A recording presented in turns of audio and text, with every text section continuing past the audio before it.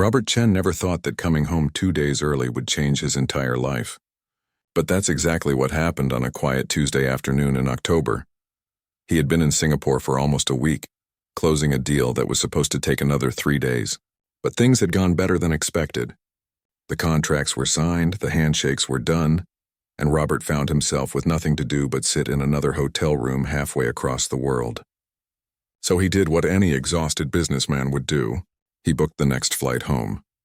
The plane landed at JFK around noon, and by the time his driver pulled up to his Connecticut estate, it was just past 2 in the afternoon. Robert stepped out of the black sedan and looked up at his house. It was massive, almost too big for one person, but he'd bought it years ago when he thought he'd have a family to fill all those empty rooms. Now it was just him, rattling around in 8,000 square feet of marble floors and high ceilings. The October air was crisp and cool. Leaves were scattered across the circular driveway, red and gold and brown. His groundskeeper would clean them up later. Everything was always taken care of. That was the life he'd built for himself. Everything in its place, everyone doing their job, no surprises. He grabbed his suitcase from the trunk and rolled it toward the front door. The driver offered to help, but Robert waved him off. He liked doing some things himself. It made him feel normal, even if nothing about his life was really normal anymore.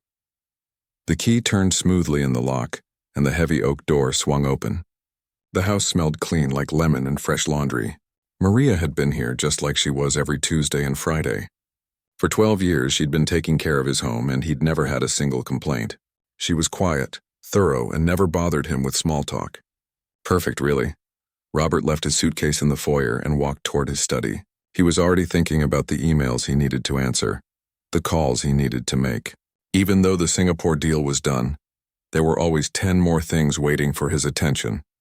That's what happened when you built a tech company from nothing and sold it for $200 million. The money kept growing, but so did the responsibilities.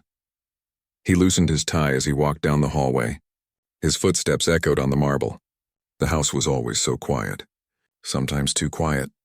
But that's what he'd wanted after everything that happened. Peace, silence, control. Then he heard it. A sound that didn't belong. Robert stopped walking. He stood perfectly still in the middle of the hallway and listened. There it was again. A voice, young, female, and she was crying. His first thought was that someone had broken in. His heart started hammering in his chest. He pulled his phone from his pocket, ready to dial 911. But then he heard another voice. This one he recognized. Maria.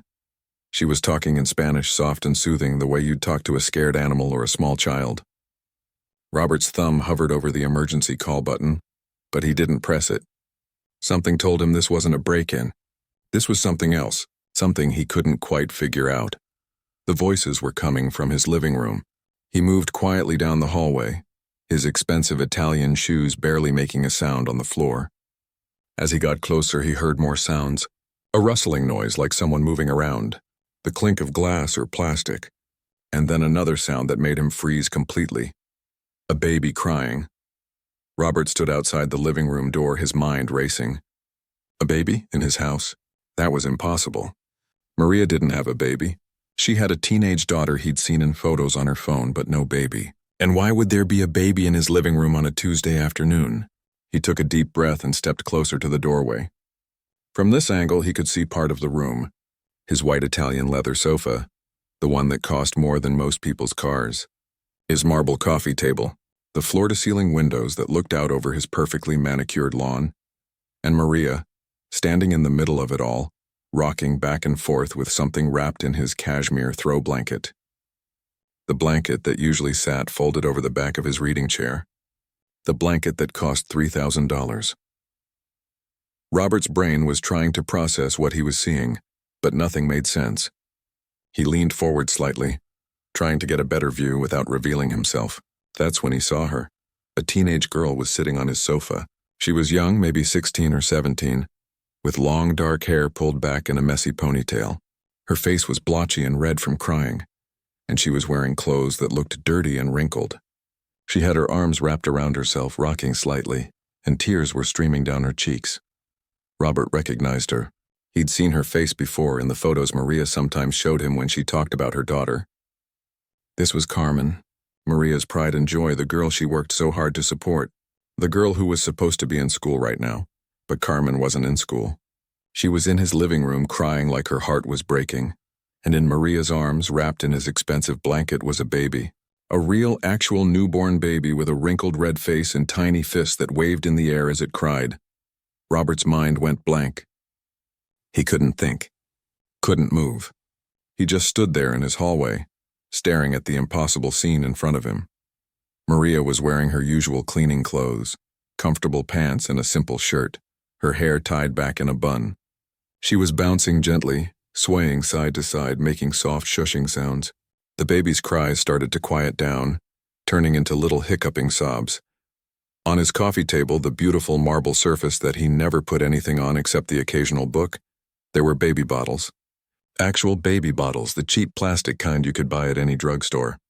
There was also a diaper bag sprawled open with its contents spilling out. Diapers, wipes, a tiny hat, a pacifier still in its package. His living room looked like a disaster zone. And in the middle of it all, Maria was humming, a Spanish lullaby, soft and sweet, the kind of song that had probably been passed down through generations. Robert didn't know what to do. Should he announce himself? Should he clear his throat? Should he just walk in like this was totally normal? Nothing in his business school education or his years of running a company had prepared him for this moment. He opened his mouth, closed it, opened it again. Finally, he managed to make a sound. Just a small clearing of his throat, barely louder than a cough. But in the quiet house, it sounded like a gunshot. Both Maria and Carmen whipped around to look at him. The baby, startled by the sudden movement, let out a sharp wail. Maria's face went completely white. Her eyes went wide and her mouth fell open. She looked like she'd seen a ghost, or maybe like she'd been caught doing something terrible. Her hands tightened protectively around the baby. Carmen let out a sound that was half gasp, half sob. She pulled her knees up to her chest and buried her face in them, her whole body shaking. "Mr. Chen," Maria whispered, and her voice was trembling. "I can explain everything," but Robert couldn't respond. He was still standing in the doorway, his carry-on bag forgotten somewhere behind him, his tie hanging loose around his neck, staring at the scene before him. A maid, a teenage girl, a newborn baby, his living room, a Tuesday afternoon. Nothing about this made any sense, and Robert Chen, the man who always had control, who always had answers, who always knew exactly what to do, had absolutely no idea what was happening in his own home. For what felt like forever, nobody moved. Nobody spoke. The only sound in the room was the baby's crying, which had turned into a constant wail that seemed to bounce off every expensive surface in Robert's living room. Maria's hands were shaking. Robert could see it from where he stood. She was holding that baby like it might disappear if she let go, but her whole body was trembling. Her face had gone from white to gray, and he thought for a second she might actually faint right there on his Persian rug. Carmen hadn't looked up. She was still curled into a ball on his sofa, her face buried in her knees, her shoulders shaking with sobs. She looked so small sitting there, like a little kid, even though she had to be at least 16. Robert finally found his voice. "Maria," he said, and even he could hear how strange he sounded. Shocked, confused, maybe a little angry, though he wasn't sure who he was angry at. "What's going on here?" Maria opened her mouth, but nothing came out at first. She tried again. "Mr. Chen, I didn't know you were coming home today. You weren't supposed to be back until Thursday."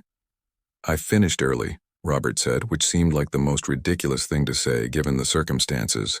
Like the problem here was his schedule and not the fact that there was a screaming baby in his living room. The baby's cries got louder. Maria started bouncing more, swaying from side to side, but it wasn't helping. The tiny face poking out of the cashmere blanket was bright red, scrunched up in distress. "Whose baby is that?" Robert asked, though part of him already knew the answer. There was only one logical explanation, as impossible as it seemed. Maria looked at Carmen, then back at Robert. Tears were starting to form in her eyes. "Mr. Chen, please. Please don't call the police. I can explain. Just please give me a chance to explain." Police? Robert hadn't even thought about the police. His mind was still trying to catch up with reality. "Maria, just tell me what's happening." "Whose baby is that?" Carmen made a sound, something between a sob and a moan. She finally lifted her head and Robert got his first real look at her face. She looked terrible. Her eyes were swollen and red. Her cheeks were streaked with tears and dirt, and there was something in her expression that he'd seen before. Pure terror mixed with exhaustion. "It's mine," Carmen whispered so quietly Robert almost didn't hear her. "The baby's mine." Robert felt like someone had punched him in the stomach. He looked at Carmen again, really looked at her. She was wearing a huge baggy sweatshirt that hung off her thin frame. Loose jeans, sneakers that looked too big. Nothing about her said new mother. She looked like a kid who should be worried about homework and school dances, not holding a baby. Except she wasn't holding the baby. "Maria was. You had a baby?" Robert said, and he knew it was a stupid question the moment it left his mouth. Obviously she'd had a baby. The evidence was crying in Maria's arms. Carmen nodded, fresh tears spilling down her cheeks. She was shaking so hard now that Robert worried she might hurt herself. Maria took a step forward. "Please, Mr. Chen, sit down. Let me explain everything, please." Robert didn't sit down. He couldn't. His legs felt like they might give out, but sitting down seemed impossible. He just stood there, one hand gripping the doorframe, trying to make sense of any of this. "She came here 3 hours ago," Maria said, her voice shaking but getting stronger. "I was cleaning the upstairs bathroom when I heard someone at the door. I thought it was a delivery person, but when I opened it, there was Carmen." Carmen let out another sob at the sound of her name. "She was holding the baby," Maria continued. "Just holding him, wrapped in her school hoodie. She was bleeding, crying. Mr. Chen, she walked here from school. 4 miles. With a newborn baby." Robert's mind was reeling. "From school? She gave birth at school?" Maria nodded, and now the tears were falling freely down her face. "In the bathroom. During second period. She did it alone, Mr. Chen, all alone. She didn't tell anyone. Not me, not the school nurse, nobody. She had the baby and she didn't know what to do, so she came to find me." The baby's cries had finally started to quiet down. The little face was still red and scrunched, but the wails had turned into whimpers. Maria kept swaying, kept bouncing, her instincts taking over even as she tried to explain the inexplicable to her employer. Robert looked at Carmen again. "You were pregnant? For 9 months you were pregnant and nobody knew." Carmen's voice was so small he had to strain to hear it. "I hid it. I wore big clothes. I told Mama I was just gaining weight. I told everyone I had stomach problems when I felt sick. I couldn't tell anyone. I was so scared." "The father?" Robert asked, though he wasn't sure why that mattered right now. Carmen's face crumpled. "He doesn't want anything to do with us. When I told him I was pregnant, he said I was lying. He said it wasn't his. Then he blocked my number and told everyone at school I was crazy." Maria made a sound, something angry and hurt all at once. "I didn't know about any of this. She never told me. If I had known, I would have done something. Anything." Robert finally moved. He walked into the room, his feet feeling heavy like he was walking through water. He sat down in his reading chair, the one that usually held that cashmere blanket. The blanket that was now wrapped around a newborn baby. "So she had the baby at school this morning," Robert said slowly, trying to piece it all together. "And then she walked here. With the baby. She said she was in so much pain, but she couldn't scream because people would hear," Maria said, and her voice broke on the words. "She delivered the baby into the toilet, Mr. Chen. Into the toilet. She said she almost dropped him in the water. She caught him just in time." Robert felt sick. Actually physically sick. He put his head in his hands. "She tied off the cord with her shoelace," Maria continued. "She wrapped him in her hoodie. She cleaned up as much as she could, and then she just walked out of the school. Nobody stopped her. Nobody asked questions. She said she just walked and walked until she got here." "Why didn't you call an ambulance?" Robert asked, looking up. "Or take her to a hospital?" "Maria, this is serious. I know." Maria's voice cracked. "I know it's serious. But I was scared, Mr. Chen. I was so scared. Carmen was begging me not to call anyone. She said they'd take the baby away. She said she'd get in trouble. And I didn't know what to do." She looked down at the baby in her arms and her expression softened despite the tears on her face. "So I cleaned them both up. I had some baby supplies in my car from when I was watching my neighbor's grandson last month. Bottles, some diapers. I bathed Carmen in the guest bathroom. I cleaned the baby. I made sure they were both okay. Are they okay? Robert asked, and he surprised himself with how much he meant it. How much he actually cared about the answer. I think so, Maria said. The baby is breathing fine. He's been eating. Carmen is sore and tired, but she's not bleeding too much anymore. But Mr. Chen, I'm not a doctor. I don't know if something's wrong that I can't see. I was just trying to keep them calm until I figured out what to do. And what were you going to do? Robert asked. Maria's face crumpled. I don't know. I was going to finish work and then take them home with me. Hide them, maybe. I know how stupid that sounds. I know I should have called someone immediately. But I was scared. Scared of losing my job. Scared of what would happen to Carmen. Scared of everything. The room fell silent except for the baby's soft breathing. He'd finally stopped crying completely, his tiny face relaxing into sleep against Maria's shoulder. Robert looked at the three of them. Maria, standing there in her cleaning clothes with a newborn in her arms. Carmen, curled up on his sofa like she wanted to disappear into the leather. The baby, tiny and helpless and completely unaware of the chaos surrounding his arrival into the world. This was insane. This was completely, totally insane. There was a newborn baby in his house. A baby that had been born in a school bathroom just hours ago. A baby whose teenage mother had walked 4 miles to find help. And Maria, his reliable, quiet, perfect maid, had been hiding all of this in his living room while he rolled his suitcase through the front door. Robert stood up. Both Maria and Carmen flinched, like they expected him to start yelling. Or maybe to call the police like Maria had begged him not to. But Robert didn't yell. He didn't reach for his phone. Instead, he did something that surprised even himself.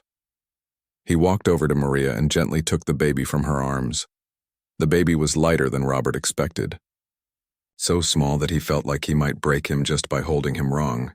He hadn't held a baby in years, not since his own daughter was born 17 years ago, back when his life looked completely different. Maria's hands hovered in the air like she wanted to take the baby back but was too afraid to move.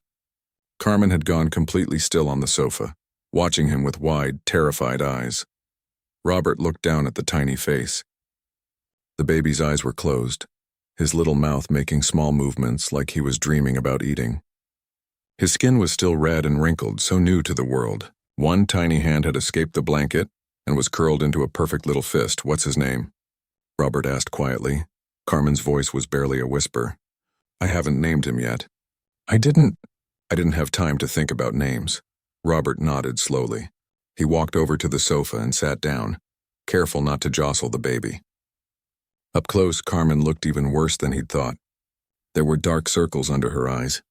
Her lips were cracked and dry, and now that he was sitting next to her, he could smell it. Blood, sweat, fear. Carmen, he said gently, I need you to tell me everything. From the beginning. Can you do that? Carmen looked at her mother. Maria gave a tiny nod, encouraging her. Carmen took a shaky breath. I found out I was pregnant in January. She started, her voice trembling. I took 3 tests. They were all positive. I was dating this boy Tyler from my chemistry class. We'd only been together for like 2 months and we were careful, but I guess not careful enough. She wiped her nose with the back of her hand. Maria pulled some tissues from the diaper bag and handed them to her. When I told Tyler, he freaked out. He said I was lying, that I was trying to trap him or something. He told me to prove it wasn't his, like I was sleeping with other guys. I wasn't. He was my first. Carmen's voice broke on that last word. He told everyone at school that I was crazy, that I was making it up for attention. People started avoiding me. I lost all my friends. Robert felt anger rising in his chest. Some teenage punk had done this and then just walked away. Left this girl to deal with everything alone. Why didn't you tell your mother? He asked, glancing at Maria, who was crying silently now. Carmen looked down at her hands. Mama works so hard. She does everything for me. She cleans houses 6 days a week so I can have nice school supplies and new shoes and money for college someday. I couldn't tell her I messed up. I couldn't tell her I was pregnant at 16 by some boy who didn't even want me anymore. Mija, Maria said, her voice thick with emotion. I'm your mother. You should have told me. I know, Carmen sobbed. I know I should have, but I was so scared, and at first, I thought maybe I could just make it go away. Like if I ignored it, it wouldn't be real. But then I started showing, and I had to hide it. I bought bigger clothes with the money you gave me for lunch. I stopped eating in the cafeteria so nobody would see me. I wore 3 sports bras to flatten my chest. I told you I was gaining weight from stress eating. Maria closed her eyes, fresh tears streaming down her face. I should have noticed. I should have seen something was wrong. I got good at hiding it, Carmen said. Real good. I researched online how to hide a pregnancy. I learned how to stand, how to dress, how to act normal. By the time I was 7 months, I was wearing my dad's old work jackets to school. Nobody questioned it. They just thought I had weird fashion sense. The baby stirred in Robert's arms, making a small sound. Carmen looked at him with an expression that was part love, part terror. I didn't go to any doctor appointments, she continued. I was too scared. I didn't know how any of that worked anyway. Could they tell my mom without my permission? Would they call the police? I just didn't know, so I didn't go. I took vitamins I stole from the drugstore. I tried to eat healthy. I read stuff online about what I should do. Robert felt sick listening to this. 9 months. This girl had been pregnant for 9 months, terrified and alone, with no medical care. What happened this morning? He asked. Carmen's whole body started shaking again.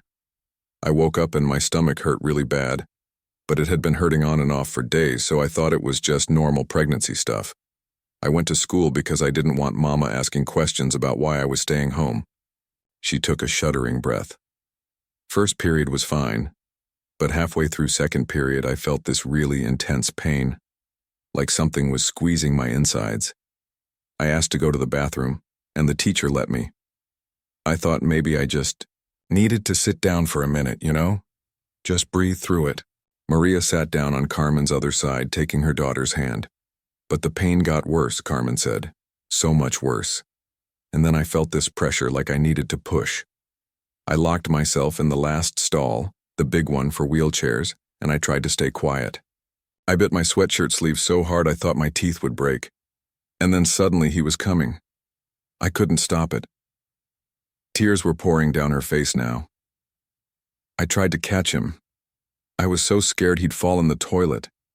There was so much blood, and I didn't know what to do about the cord, and I couldn't think straight. I used my shoelace to tie it off like I'd seen in videos online. Then I used the little scissors on my keychain nail clipper to cut it. Robert looked down at the baby, at this tiny person who'd entered the world in a high school bathroom. It was a miracle he'd survived it all. He started crying, Carmen said. Not loud, but enough that I got scared someone would hear. I wrapped him in my hoodie and held him against my chest. Then I cleaned up as much as I could. I put paper towels everywhere. I washed my hands like 100 times. I was shaking so bad. How did you walk out? Maria asked. How did nobody stop you? Carmen laughed, but it was a terrible sound. I put on my dad's old jacket over everything. I walked out during the passing period when the halls were crowded. I kept my head down. I walked right past the office, past the security guard, past everyone. Nobody looked at me twice. I was just another student leaving school. You walked 4 miles, Robert said, with a newborn baby, in October. I didn't know where else to go, Carmen said simply. I just knew I needed my mama. So I walked to where Mama was. I knew she'd be here on Tuesday. I knew she'd help me. She looked at Maria. I'm sorry, Mama. I'm so sorry. I ruined everything. You're going to lose your job because of me. Mr. Chen is going to fire you and probably call the police, and they're going to take the baby away, and I don't know what to do. Maria pulled Carmen into a hug, careful not to disturb the baby in Robert's arms. Shh, mija. It's okay. We'll figure it out. But Carmen wouldn't stop. The words just kept pouring out. I don't have anything ready. No crib, no clothes, no bottles, except what Mama found. I don't know how to be a mother. I'm 16. I'm supposed to be worried about the SATs, not about feeding a baby. What am I going to do?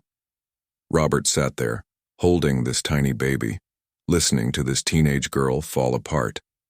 Part of him knew he should be angry. Maria had brought this chaos into his home, had hidden it from him, had compromised his privacy and his space. By all rights, he should call the authorities, let them sort this mess out, and go back to his quiet, controlled life. But another part of him, a part he thought had died 5 years ago, was waking up. He thought about his own daughter, about the car accident that took her when she was 17, about how he'd spent 5 years throwing himself into work, building walls around his heart, pretending that making more money would fill the hole she'd left behind.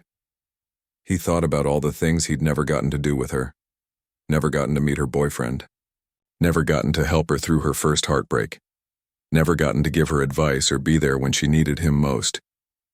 And here was this girl, the same age his daughter had been, terrified, alone, making terrible choices because she didn't think she had any good ones.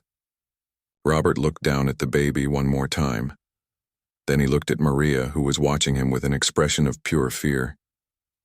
"Maria," he said quietly, "go to the kitchen and make Carmen something to eat. She needs food and water.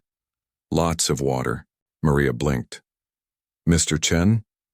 "And then," Robert continued, pulling his phone from his pocket, "we're going to call my doctor. Her name is Dr. Kim. She's very good and she's very discreet. She'll come here and check on both Carmen and the baby." "You're not calling the police?" Maria whispered. Robert looked at her, then at Carmen, then back at the baby in his arms. "No," he said. "I'm not calling the police. But we're going to do this right. No more hiding. No more being scared. This baby needs proper care, and so does Carmen." Carmen burst into fresh tears. "But I can't pay a doctor. I don't have any money." Robert almost smiled. "Carmen, I have more money than I know what to do with. Money's not the problem here. The problem is that you two have been trying to handle this alone, and that ends now." He stood up carefully, still cradling the baby. "Maria, go make food. I'm going to call Dr. Kim.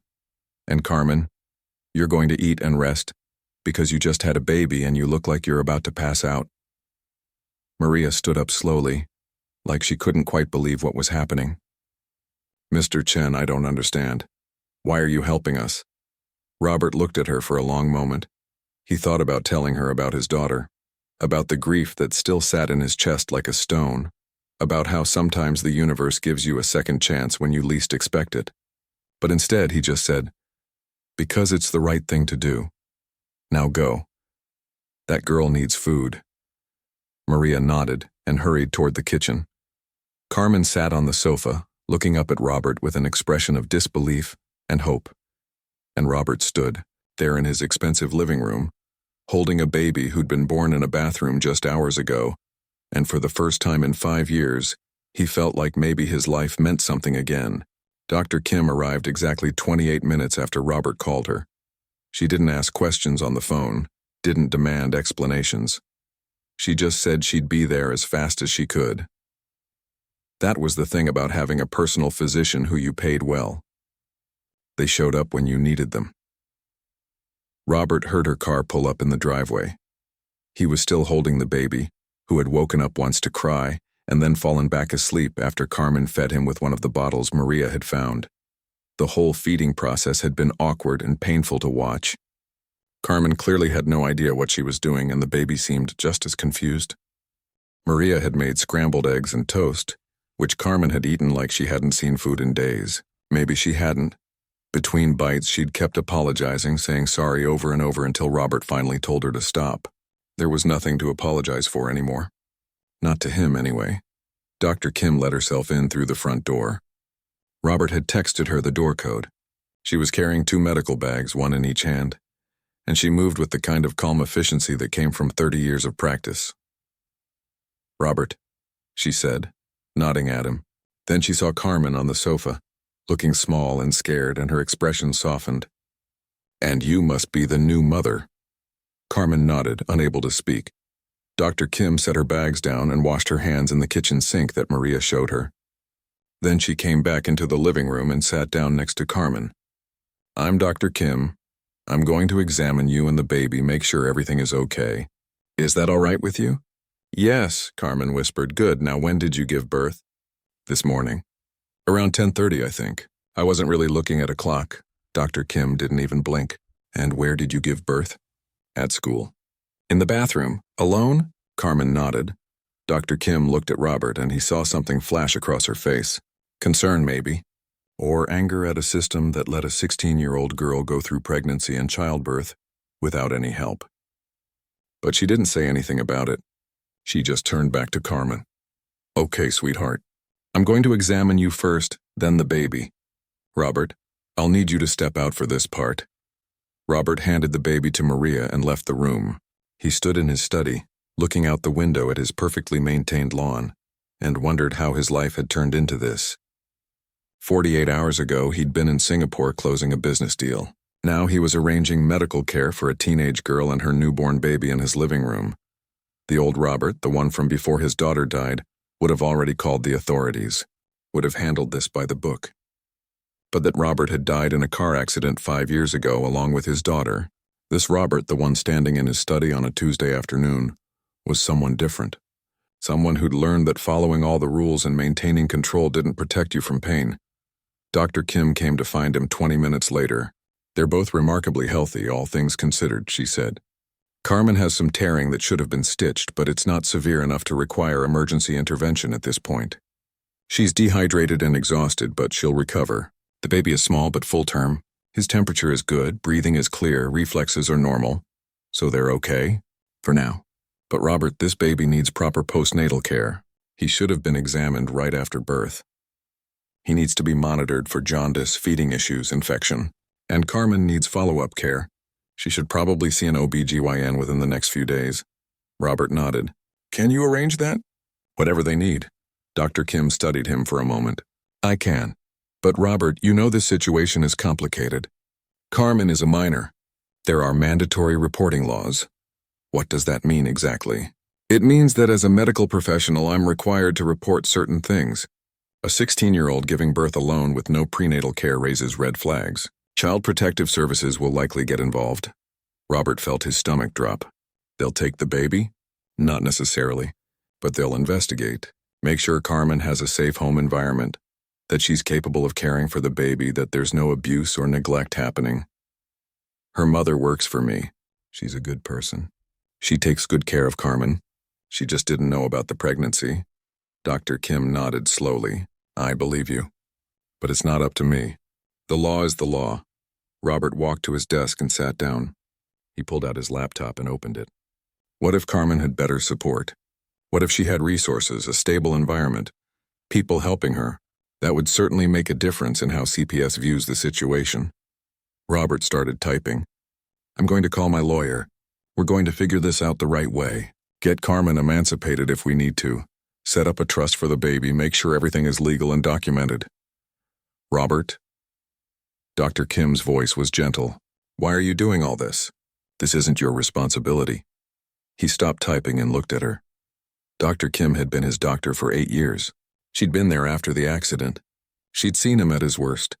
My daughter would have been Carmen's age, he said quietly. 17. If she'd lived, if she'd gotten pregnant, if she'd been scared and alone, I'd want someone to help her. I'd want someone to care. Dr. Kim's expression softened. I understand. But you know you can't save everyone, right? You can't bring her back by helping this girl. I know that, Robert said, and he did. He wasn't trying to replace his daughter. He was just trying to do something good with all this money and power he'd accumulated. But I can help Carmen. I can help this baby. So that's what I'm going to do. Dr. Kim nodded. All right. I'll do what I can to help too. I'll make the necessary reports, but I'll make it clear that the situation has been resolved and that Carmen has appropriate support now. Thank you.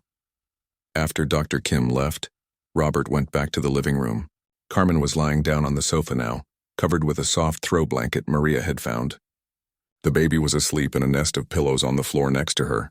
Within arm's reach, Maria sat in the chair nearby, watching over both of them like a guard dog.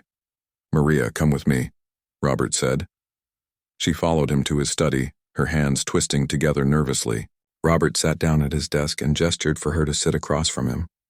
Mr. Chen, I want you to know that I never meant for any of this. He held up his hand. Maria, stop. You don't need to apologize anymore. What's done is done. Now we need to move forward. She nodded, her eyes still worried. I'm going to help Carmen and the baby, Robert said. But I need to know that you're on board with this. That you're ready to support your daughter through whatever comes next. Of course. Maria said immediately. I'll do anything, everything. Good. Because here's what's going to happen. First, I'm setting up a trust fund for the baby. Nothing huge, but enough to cover his needs as he grows up. Education, medical care, whatever he needs. Maria's eyes went wide. Mr. Chen, you don't have to. I know I don't have to. I want to. Second, Carmen is going to finish her education. I'm hiring a tutor to work with her at home so she can keep up with school while taking care of the baby. She'll graduate on time. Mr. Chen, third, Robert continued, you're getting a raise. A significant one.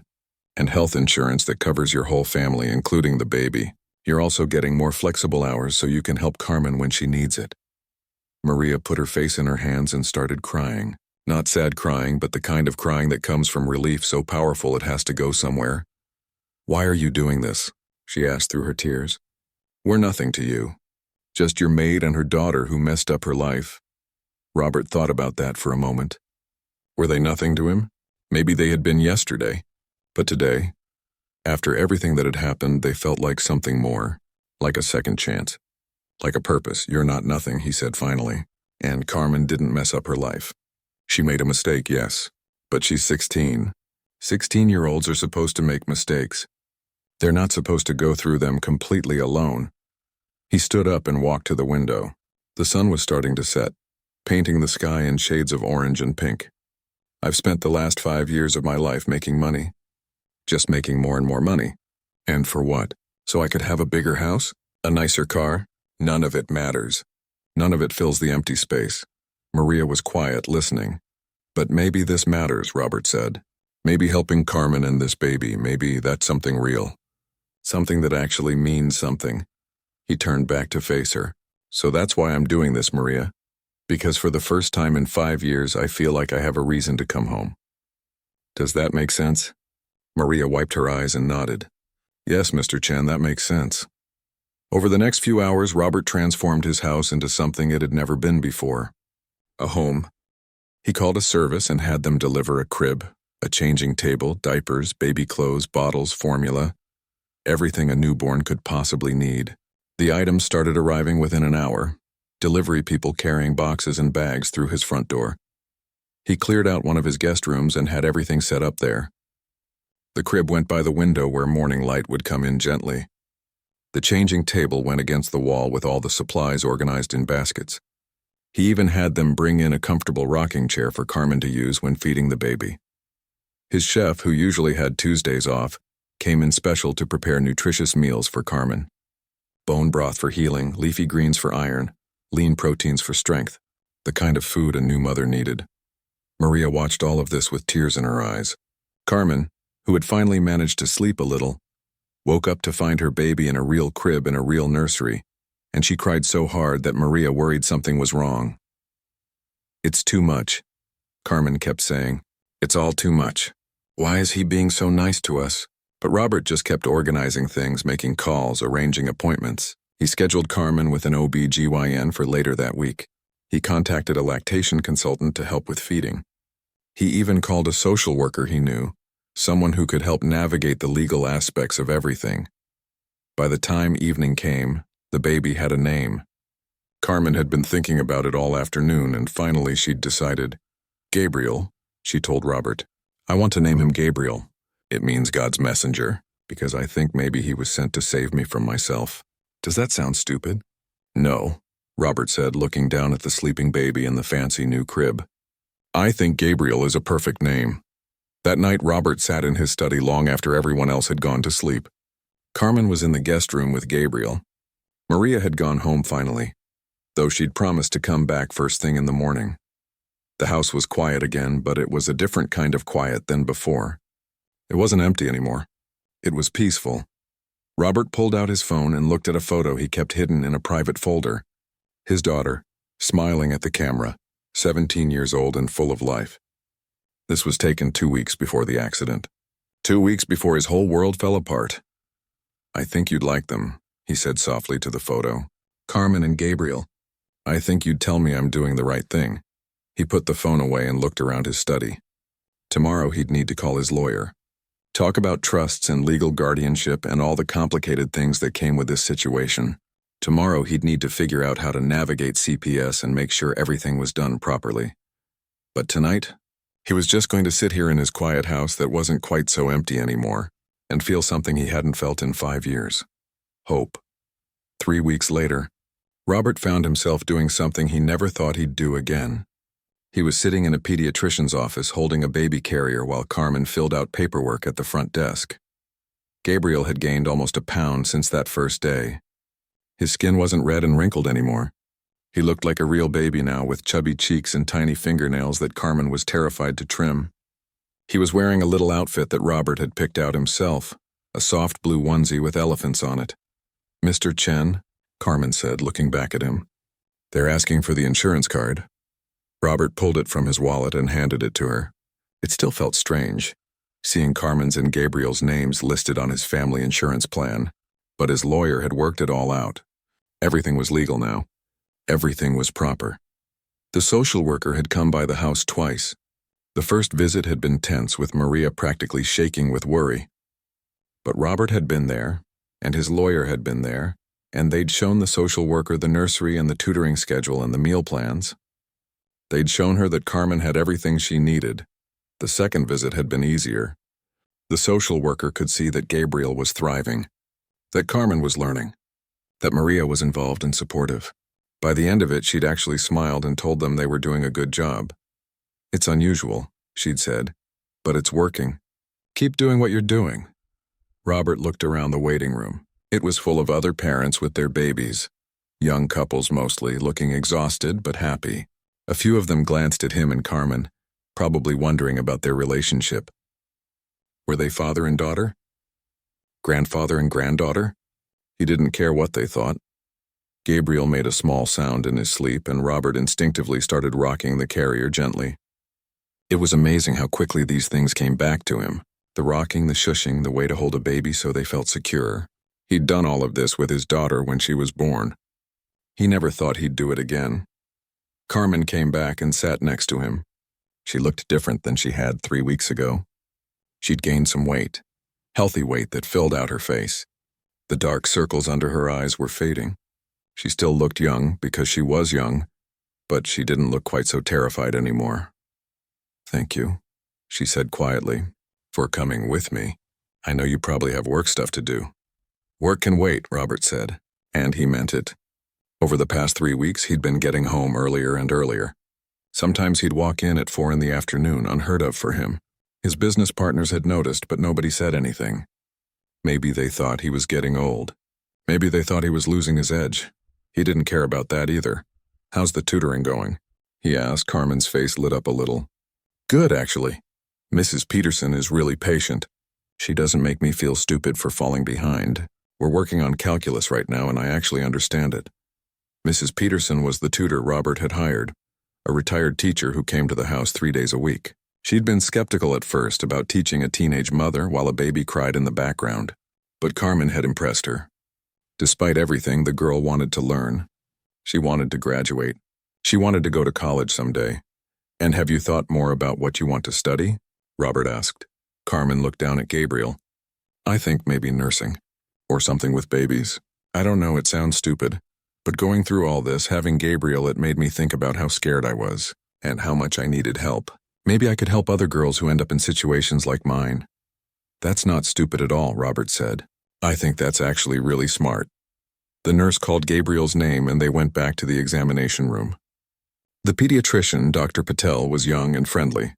She examined Gabriel thoroughly, checking his weight, his reflexes, his eyes and ears. "He looks great," she said, smiling at Carmen. "You're doing an excellent job with him." Carmen beamed. It was the first time Robert had seen her look genuinely proud. "And how are you doing?" Dr. Patel asked. "Being a new mom is hard work." "I'm okay," Carmen said. "Tired a lot, but okay. Are you getting support at home?" Carmen glanced at Robert. "Yeah, more than I ever expected." After the appointment, they stopped for lunch at a small cafe near the medical building. Robert ordered a sandwich he didn't really want, and Carmen got soup because she could eat it one-handed while holding Gabriel. "Can I ask you something?" Carmen said between bites. "Of course. Why did you really help us? I mean, I know what you said before about your daughter and everything, but you could have just called the police that day." You could have made it someone else's problem. So why didn't you? Robert set down his sandwich. It was a fair question. He'd been asking himself the same thing over and over. When my daughter died, he said slowly, I thought my life was over. Not literally, obviously. But all the things I thought I'd get to do with her, all the moments I thought I'd have, they were just gone. And I spent 5 years being angry about that. Angry and empty. He looked at Gabriel sleeping peacefully in Carmen's arms. And then you two showed up in my living room. And I realized something. I can't get those moments back with my daughter. I can't go back and help her when she needed me. But I could help you. I could be there for these moments. And maybe that's not the same thing, but it's something. Carmen had tears in her eyes. I'm sorry about your daughter. Me too, Robert said. Every single day. But having you and Gabriel around, it doesn't make the pain go away. It just makes it easier to live with. Does that make sense? Yeah, Carmen said softly. It does. They finished lunch and drove back to the house. Maria was there, cleaning the kitchen even though Robert had told her 100 times she didn't need to keep working as his maid anymore. But she'd insisted. She said it made her feel useful, and besides, she liked keeping busy. How was the appointment? Maria asked, immediately taking Gabriel from Carmen so the girl could rest her arms. Perfect, Carmen said.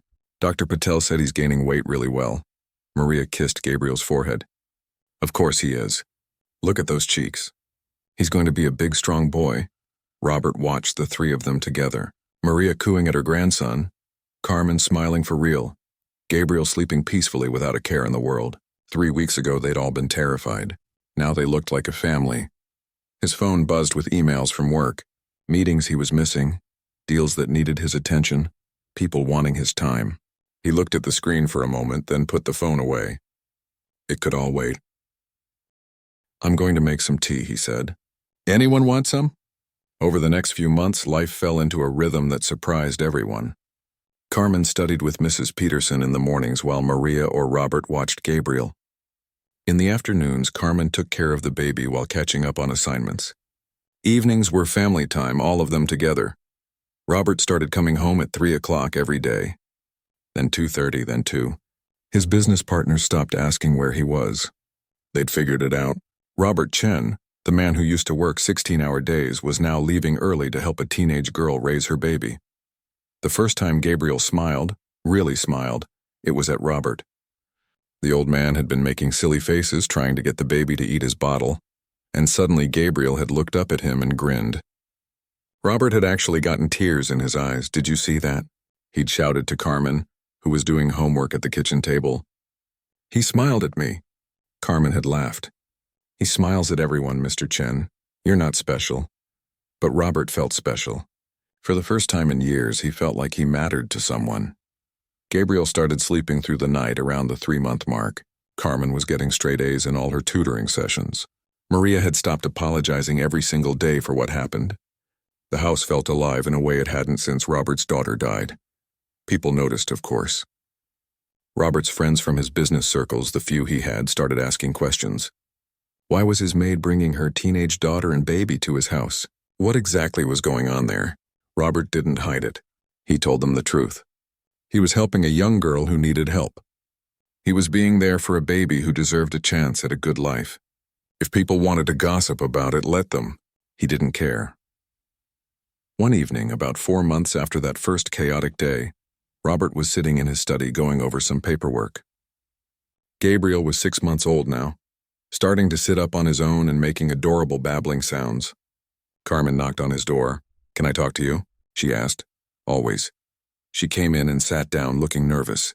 I got my SAT scores back today, and I got a 1320. That's not amazing, but it's pretty good, right? Robert smiled. That's better than pretty good. That's excellent, Carmen. Mrs. Peterson thinks I should start looking at colleges. Community college first, probably, since I have Gabriel, but maybe I could transfer to a 4-year school eventually. You can go wherever you want, Robert said. We'll figure out the logistics. Daycare, housing, whatever you need. Carmen's eyes filled with tears. Why do you keep doing this? Keep helping us? We're not your family. Robert looked at her for a long moment. He thought about his daughter, about the hole she'd left in his life. He thought about how empty this house had been before Carmen and Gabriel and Maria filled it with noise and life and purpose. Yes, you are, he said simply. Maybe not by blood. But you're my family now. All three of you. Carmen started crying for real then, and Robert got up and hugged her. She was still so young, still practically a child herself. But she was trying so hard, growing up so fast, becoming a mother and a student and a young woman all at the same time. I'm going to make you proud, Carmen said into his shoulder. I promise. I'm going to finish school and go to college and make something of myself. I'm going to show you that you didn't waste all this help on me. You already have, Robert said, just by being here, just by letting me be part of this.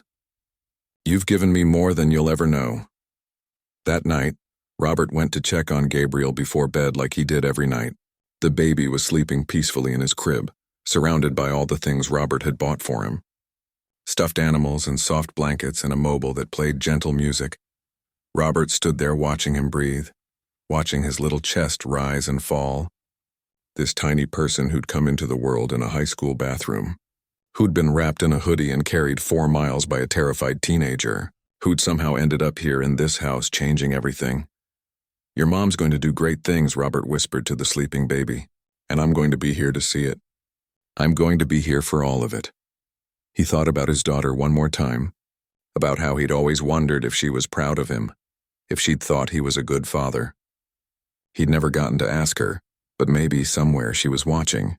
Maybe she'd sent Carmen and Gabriel to him because she knew he needed them. Maybe this was her way of telling him it was okay to be happy again. Thank you, Robert said softly, not sure if he was talking to his daughter or to the universe or to nobody at all. Thank you for this second chance. He turned off the light and left the nursery, leaving the door cracked open so he could hear if Gabriel needed anything during the night. His house was quiet, but it wasn't empty. It hadn't been empty for months now, and Robert Chen, who'd spent 5 years thinking his life was over, finally understood that it was just beginning again.